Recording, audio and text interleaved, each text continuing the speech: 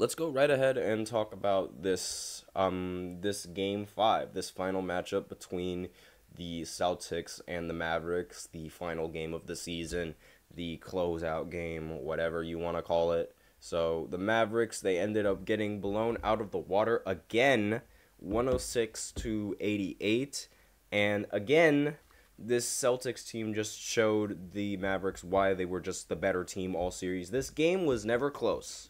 From the start of the game all the way to the end of the game, it was never close, similar to every other game in the series.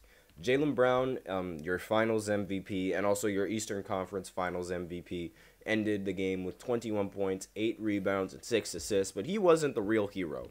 Jason Tatum, oops, not that guy.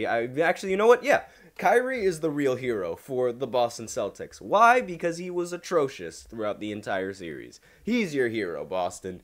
He ended the game with 15 points, 3 rebounds, and 9 assists, and with a putrid shooting performance in the entirety of the finals, and a putrid shooting performance to close out the series as well.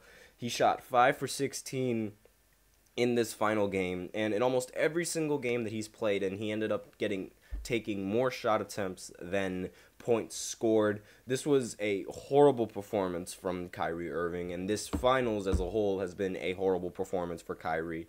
Now, obviously, I accidentally said that he was the reason why the Celtics won, but in reality, it was this man who was the hero of the Boston Celtics, Jason Tatum. He ended the game 31 points, 8 rebounds, and 11 assists, while also shooting, 11 for 24 from the field. He shot 1 for 7 from 3, but, it doesn't matter because he ended the game with 31 and 11. That is a very, very good closeout game, and after being very inconsistent throughout the majority of the series, he was able to show up when they desperately needed him, and there's not really much more that needs to be said about this performance other than, it's about time that he had a good performance like this. And unfortunately for him, this wasn't rewarded. This performance wasn't enough to give him the finals MVP, despite the fact that this, performance, it really boosted his stats. I'll talk a little bit more about that, in the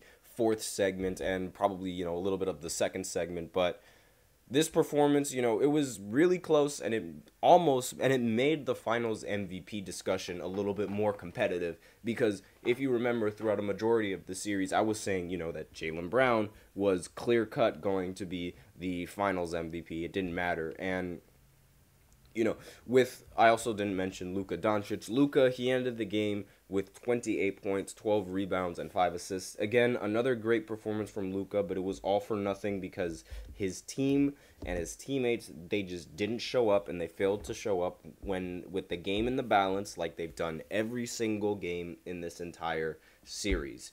Josh Green, he ended the game 5 for 8. He was the only other, really important piece to the Dallas Mavericks, and it's like this team that's very isolation heavy, and not really isolation heavy, but it's very ball dominant, where it's like you need 2 players on the team to constantly perform. It's not ideal to winning the championship. The Houston Rockets, they tried it before without having much defense, and it failed miserably for them when they went up against a team similar to the Boston Celtics in the Golden State Warriors back in 2018 that had a loaded squad full of players that could provide offenses for you and for your squad. This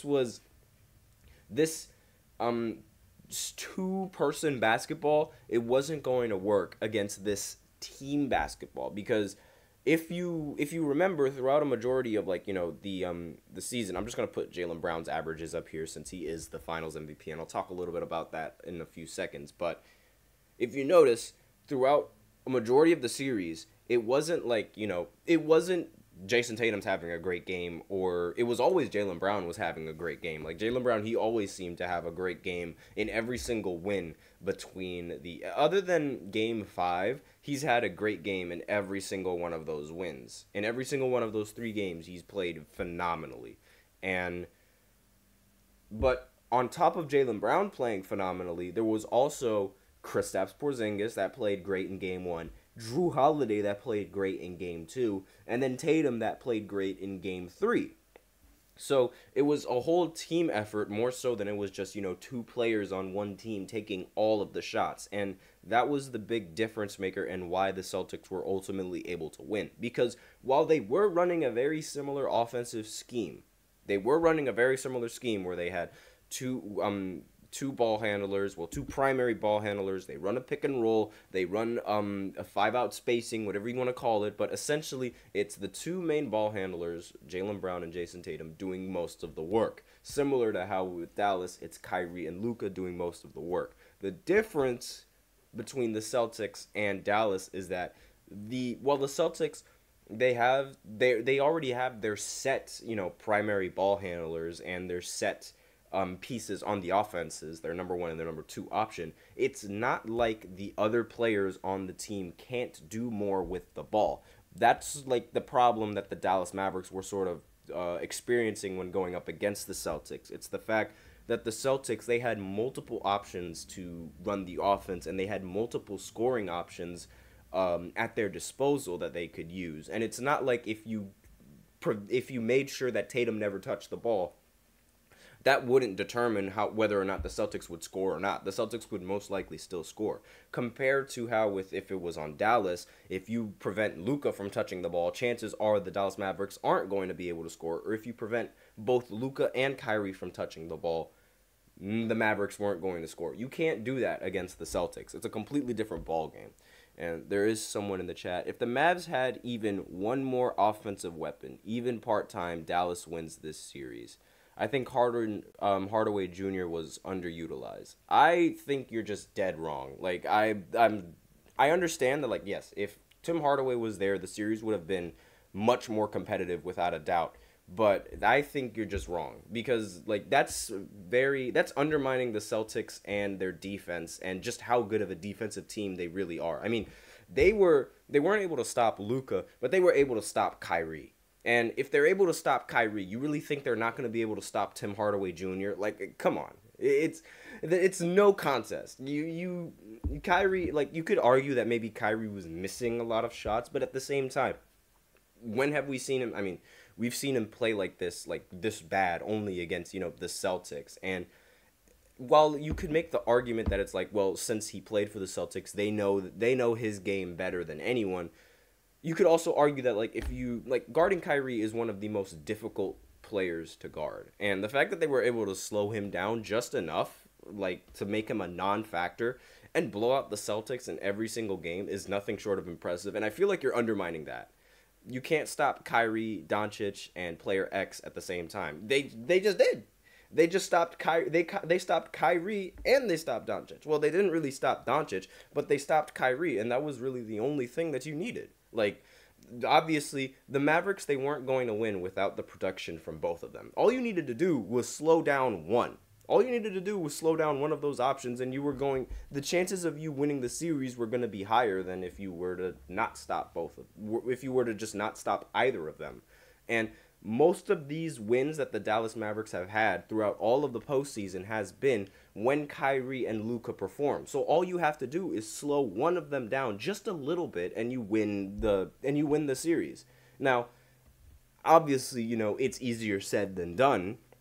With all due respect to Kyrie, and there's a lot more in the comments. Doncic dominated the postseason, even with double and triple teams. The third shooter opens up the court for him. He shot horribly in this postseason, and I was going to bring it up, and I was going to bring it up just a little bit later in the third segment, but you're almost making me bring it up now. But Luka shot very, very poorly, and it's like they weren't going to do anything. But like, I understand, like, because he does have a lot more in the comments, and Boston has great defense and a deep bench. Exactly. They weren't going to, even if they had a third option playing, that third option, it wasn't going to be enough. It just wasn't. This Celtics team is a, you know what? I'll go into the next segment and I'll talk a little bit about that because we are running out of time in this first segment. I'll go ahead and bring up some of the stats, and I might change the order of the segments because now this is actually worth discussing. So I might go ahead and go talk about what's next for Dallas in the second segment as opposed to talking about how this finals was rather boring, because this is actually worth discussing. So I'm gonna answer all of those comments that you have in the comment section right after this short break. So be sure to stay tuned.